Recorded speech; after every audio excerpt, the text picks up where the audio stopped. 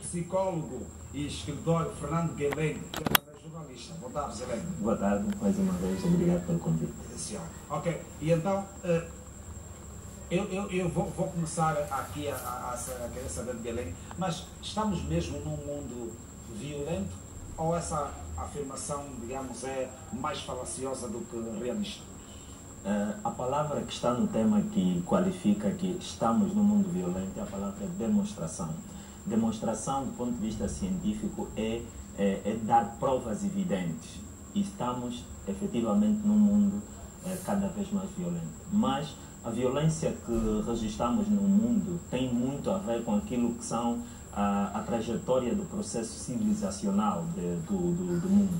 Eu começo por falar das duas guerras mundiais, no começo, que muito antes os padrões de vida e as formas de relacionamento eram diferentes, e depois destas guerras mundiais alterou as formas de comportamentos e as formas de afeto uma pessoa da outra.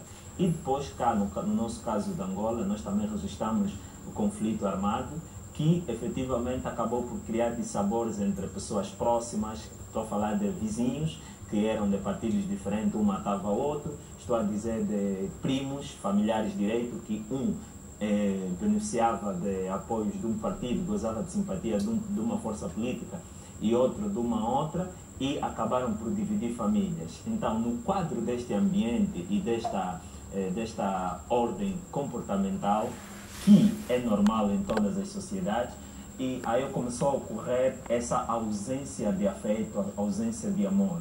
Mas o amor, tal como várias frases que são postas a circular, o amor é um sentimento que quase que não tem uma definição própria, porque ele existe uma tipologia de amor, vários tipos de amor, e dentre eles o mais sagrado é o amor fraternal. O amor fraternal. Sim. Olha, a Bíblia diz que o amor da maioria se esfriará, quer dizer, já fazia, digamos, hoje a ciência chama de futurologia, né? Mas para a Bíblia é uma profecia, de que com os tempos essa narrativa do Guilherme, digamos, está a se evidenciar como tal.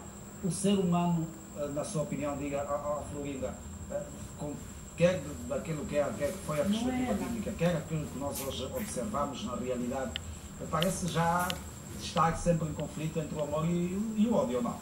Isso é verdade. Como Jesus Cristo disse que nos últimos dias, devido ao aumento do que é contra a lei ou do aumento do que é contra o mal, o amor da maioria esfriaria. Isso é verdade. E veja uma realidade, Miguel. A internet e a televisão nos conectam com o mundo todo.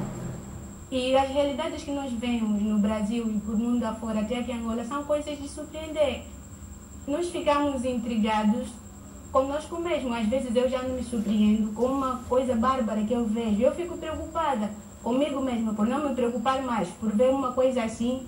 E, olha, é uma coisa confusa. Realmente o mundo está num ponto mesmo complicado. Fico com a impressão de que, quer dizer, está-se a habituar ao que é mau, né? Habituar-se com um ambiente de violência. Essa é a palavra certa. Muito obrigada. Estamos a nos acostumar já com o que é mau. Nas redes sociais. O pai matou a filha, sei que você rola para baixo. Sabe, continua a ver aquelas péssimas notícias. Já não te faz nada, já não te causa aquele impacto que antigamente, há uns 10 anos atrás, causaria. A Neta, a avó esquartejou a Neta, matou a Neta, até esquartejou. Que horror, as pessoas até iriam nesse bairro fazer a maior confusão ou matar até a própria avó. A avó que acusou a Neta de bruxaria, com auxílio do pastor, mas a sociedade em si faria ver que a própria Neta é que é avó. Mas hoje em dia já não se faz tais Passa coisas. rápido. Passa rápido. Passa rápido. Acha bom que nos habituemos ao que é mau? Antes de mais, gostaria de dar um contributo à pergunta do Miguel Sérgio, aí meu colega, quando falou sobre o aparecimento da demonstração da violência. A violência já existe desde há muito tempo. Mesmo o Abel, quando matou Caim, Caim matou Abel, isso já é histórico. De lá começou mal. Biblicamente, religiousamente, começou por aí. Ou quando o Adão mordeu a maçã, então começou a se desenrolar um ciclo que agora é. Essa fruta aqui não sei se é maçã. Passando para aquilo que são os princípios jurídicos, como sustento de direito, vê-se que já houve, mesmo há bastante tempo, havia aquela que chama-se de justiça privada, O que tem se feito agora é lutar para que isso aqui se reduza ou que pare mesmo que... Mas essa luta é antiga. Mas, atualmente é real ou é só uma impressão de que parece que as sociedades perdem sempre essa luta para a violência? Nunca perdem. O que acontece é que as pessoas tomam conhecimento. Agora, as pessoas têm mais conhecimento do que acontece. Antes, como não havia uma abrangência na televisão, não tínhamos internet nem no Facebook. Era difícil a pessoa saber que aquilo existia, mas já existia. O que acontece agora, as pessoas estão a tomar conhecimento e os países têm lutado para prevenir essa situação, tanto é que existem cadeias para escolher as pessoas que têm comportamentos rejeitáveis para a sociedade. Então, ficam lá. Agora, dizer que estamos a nos habituar, até um certo ponto, pronto, é questionável. Por que eu digo isso? Porque dentro das nossas famílias, sabemos que a família é o núcleo fundamental da sociedade, como diz no artigo 85 da Constituição da República. Então, se é o núcleo fundamental, as famílias provavelmente não incitam a violência. O que acontece é que nós, para aquilo que nós vemos, temos que criar meios de prevenção para que aquilo não chegue a nós. Mas hoje em dia, e até recentemente o ministro do Interior ainda fez menção de se estar surpreso, não é, com o índice de violência mesmo nas famílias. Parece que os casos de maior impacto, pelo menos, de violência se registraram nas famílias. A família ainda é mesmo esse núcleo, digamos, que solidifica a paz? Na verdade, a família é mesmo a família. A única diferença que tem havido é que o governo, o executivo, durante muito tempo, abandonou a sua responsabilidade de dar suporte à família. É só verificar um caso muito simples. Os problemas de casais eram tratados pela OMA. A OMA é uma organização de uma força política e não o Ministério da Família. Durante muito tempo, o Ministério da Família perdeu a autoridade de fazer aquilo que efetivamente devia fazer. E são essas usurpações de poderes que devem efetivamente terminar. O que eu acho que a família, em qualquer sociedade, é prioridade absoluta. Quando afirmamos que a família é prioridade absoluta, eu faço referência no meu livro que escreve sobre a exploração de menores em Angola, que a criança, se não está rodeado de uma família onde há amor, paz, compreensão, diálogo, lazer, educação, essa criança cresce com um comportamento desviante, acaba por influenciar o meio social acaba por influenciar outros meios e assim a sociedade fica completamente destruída.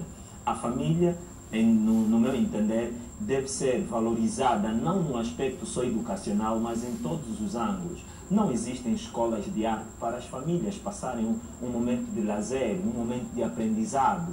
Por quê? Porque em países onde preocupam-se muito com a família, até bolsa de família tem. É só verificar que hoje as crianças ficam complicadas de terem acesso a lazer. Por exemplo, a sair de Luanda para uma província onde tem umas quedas de calandula de voo, porque até o passaporte subiu, disparou para 35, 500 quantos. Então, são essas coisas. Quando falou que o governo deixou, acho que falasse que o governo estaríamos a ser um pouco injusto com aquilo que o governo faz. Não sou de nenhum partido, não sou de ninguém, não sou de ninguém. A verdade tem que ser dita. Atualmente nós, os estudantes, temos ido à televisão para falar mal do país e acho que isso não é certo. Certo é falar o que é verdade. A verdade é o seguinte.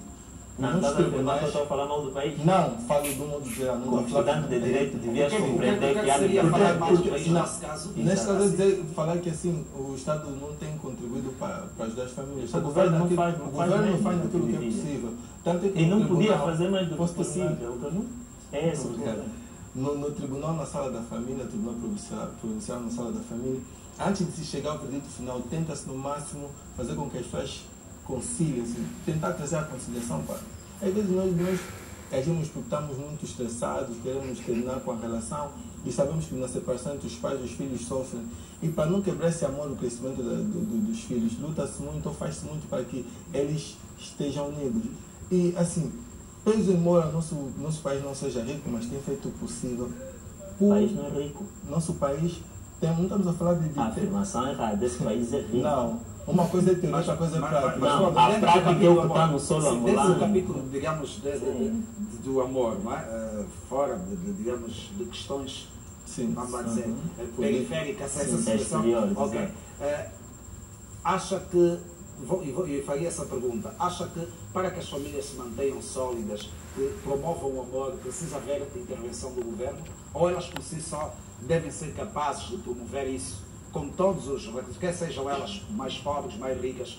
As famílias conseguem fazer sem o governo? Conseguem. Aliás, quero... ouviram, devem ter ouvido aí uma voz que ainda não introduzi.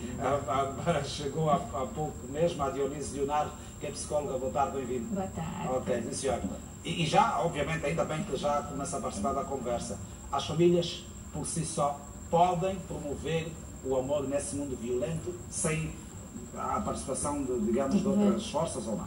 Podem, sim, senhora, porque aqui o colega estava a dizer há pouco tempo das famílias que são a prioridade, porque o amor começa na família, começa no berço.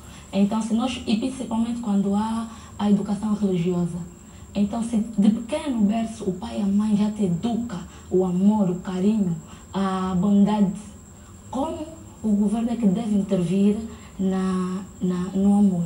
Há uma coisa, mas ultimamente não costuma ficar, digamos, não fica em causa já essa educação religiosa, porque as famílias é que ficam envolvidas em situações polémicas de todas as formas, são também religiosas. Acha que a religião ainda tem essa força dentro da família para que ela realmente seja uma família de paz?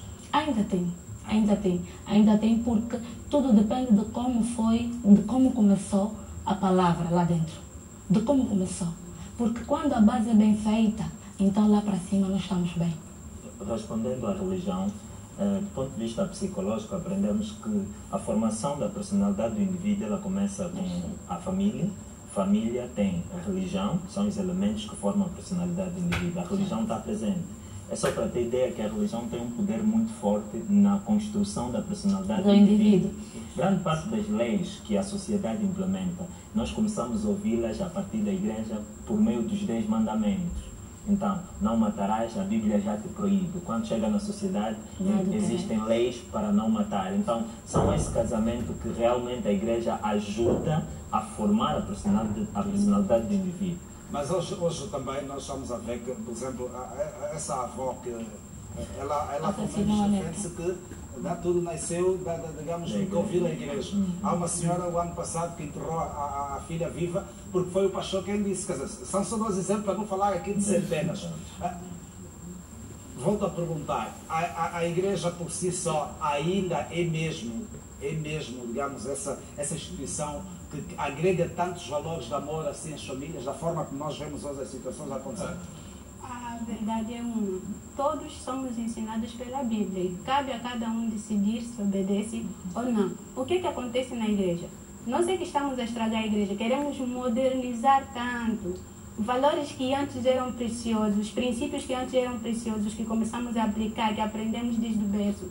Hoje as pessoas já não valorizam. Por exemplo, sexo só depois do casamento. A maioria já não segue esse princípio. Então, com o passar do tempo, as pessoas foram banalizando as coisas que eram preciosas, as coisas que Deus instruiu. Daí que a religião já não serve, já não é consolo, já não é aquele abrigo contra o vento, mas sim tem causado essas divisões todas. E essa proliferação absurda das religiões é que está a causar isso. Não sei, mas estava aqui a dizer e concordo.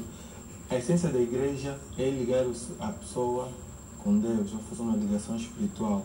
E o que acontece é que muitas igrejas não têm feito o seu papel, na minha opinião, não têm feito o seu papel de forma a ligar a pessoa, porque eles usam muitas técnicas da psicologia e hipnose.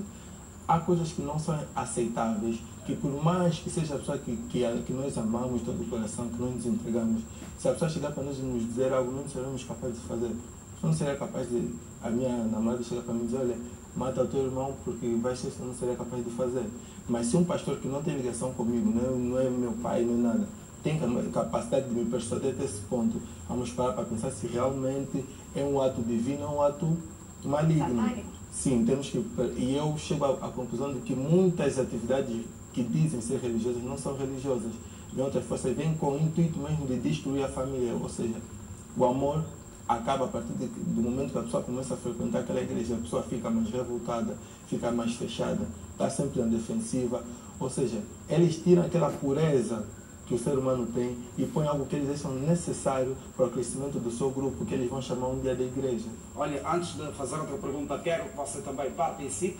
O nosso número para a sua SMS é o 915 69 87 96. Vou repetir, é 915 69 87 96. Pode ter esse número já anotado, de segunda a sexta, aqui a nossa geração, mande um SMS. É sempre bom que seja curta a sua mensagem para que nós tenhamos tempo de ler mais mensagens ainda. Diga o seu nome, de onde nos escreve e qual é a sua profissão. Se não trabalha ainda, provavelmente seja estudante. Isso é sempre bom para que nós tenhamos também uma referência de com que telespectadores é que nós partilhamos esse nosso debate. Agora, há uma coisa, o que é que nos está, afinal, o que é que está a tornar as sociedades, e vamos falar da nossa em particular, assim violenta como nós hoje vemos? É só uma questão de igrejas que ensinam essas coisas como vocês estão a dizer?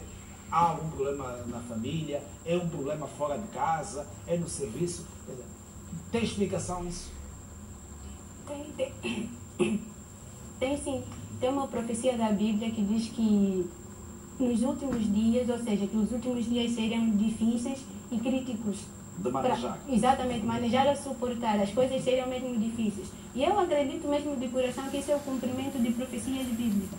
Como mencionou no princípio que Jesus disse, devido ao aumento do que é contra a lei ou do que é contra o mal, o amor da maioria esfriaria. E é isso que está acontecendo mesmo. Eu aprendi isso já faz tempo, mas hoje eu consigo ver com clareza o cumprimento dessas profecias. E como por exemplo, como inculcar na mente, por exemplo, dos cientistas, daquelas pessoas que, ao invés de se apegar à Bíblia, não é? Mesmo não sendo ateus, mas há aquelas pessoas que, mesmo sendo crentes, mas, por exemplo, elas olham para as coisas de forma, vamos dizer, meramente humana. Por exemplo, se um ministro do interior, como recentemente Ângela Veiga Tavares mencionou, que há muita violência no seu familiar, provavelmente seja religioso também. Mas olha dessa perspectiva humana. As autoridades olham na perspectiva humana. E depois vem também os ateus. Como inculcar que essa violência só se deve ao cumprimento da profecia? Em Angola, eu posso acreditar que a violência ela não vem só daquilo que é a profecia, é algo bíblico, não é? E devemos respeitar. É um tipo de corrente, que é a corrente religiosa, mas existem várias outras. Uma delas é filosófica, outras são das ciências sociais e, como devem calcular, todos nós estudamos, passamos numa academia, devemos ter opiniões diversas para conseguirmos congregar uma sociedade em que todas as pessoas consigam expressar-se, como está o nosso colega da área jurídica, o direito de opinar, de exprimir a sua religião ou o seu credo filosófico ou científico. Com esta introdução, eu diria o seguinte: a violência, essa violência que nós temos registrado, vou particularizar em Angola, ela é fruto dos comportamentos anteriores. Eu vou dizer simplesmente a partir daquilo que é a independência de Angola. Após a independência, nós registramos vários outros conflitos. No meio desses conflitos, o amor desaparece. O amor desaparece. A reprodução de conflitos que se viveu de lá para cá, isso é coisa muito simples de se compreender. Se há muita violência, o amor reduz. Não tem como amar profundamente o semelhante, porque durante a guerra até você tem que abandonar o amigo porque tombou. Você tem que lutar pela sobrevivência. Durante muito tempo lutamos pela sobrevivência. Enquanto havia guerra, havia menos acesso a muita coisa e aquilo, todas as limitações geram revoltas. Mas nessa fase, não é a tal fase que também dizem que o Angola era mais solidário? Havia mais preocupação com o outro nessa fase em que havia a guerra em Angola? Era muito relativo. Porquê? Porque entre vizinhos, nós sabemos que em 92 os confrontos foram mortes entre vizinhos. Havia amor, sim, mas ao mesmo tempo no amor havia necessidade de ascensão. Haviam pessoas que queriam ascender-se muito mais e usando meios infelizmente menos tolerantes para atingir o poder. E essa necessidade, essa ambição do poder mata o amor. Por isso é que verificamos a ausência de tolerância. Nós vemos uma sociedade muito violenta e, resultado disso, abriu-se também o mundo virtual, abriu-se a mídia, a comunicação transmite tudo que se passa lá fora, e há também a tendência de reprodução do comportamento. Quando havia no Brasil um filme, acho que é do Zé Pequeno, aquilo reproduziu o comportamento. Cidade de Deus. Reproduziu o comportamento aqui em Angola. Os meninos começaram a ter armas, começaram a atacar, exatamente daquilo que Alberto Bandura dizia, a aprendizagem por imitação. Olhar um comportamento de alguém e reproduzir. Só que as pessoas reproduzem pensando que é uma coisa boa, porque é uma reprodução psicológica, é uma coisa inconsciente. Você entra no comportamento como um desejo de ascensão e de querer mostrar no bairro que você é uma pessoa que tem poder. E aí é o poder, volto a referir, o poder acaba por cegar o amor. E quando... Seguiu nisso? Diga. Estava a dizer alguma coisa? Tá bom. E quando é que envolvemos, pelo menos imaginemos uma relação, né?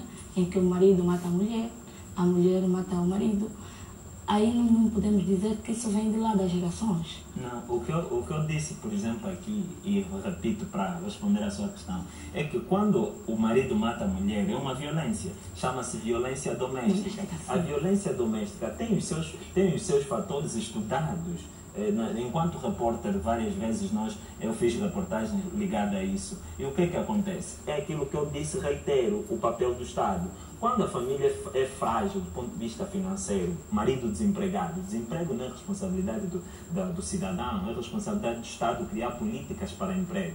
Quando o indivíduo está sem emprego, a mulher não trabalha e as crianças não estudam, essa família está marginalizada, e não por culpa desta família, mas porque o Estado não assumiu o seu papel de colocar acesso à educação gratuita, porque paga-se, está as denúncias nas redes sociais de que há escolas a cobrarem 18 mil kwanzas para terem acesso à formação, o emprego compra-se, e hoje está cada vez mais exigente o nível de formação para ter emprego, e as pessoas não se formaram porque não tinham possibilidade de se formar e o Estado não estava aberto. É preciso reconhecermos esse tipo de responsabilidade. Olha, vamos responder daqui a pouco. Aliás, tem aqui já duas coisas a atacar. Vamos fazer um breve intervalo, já voltamos.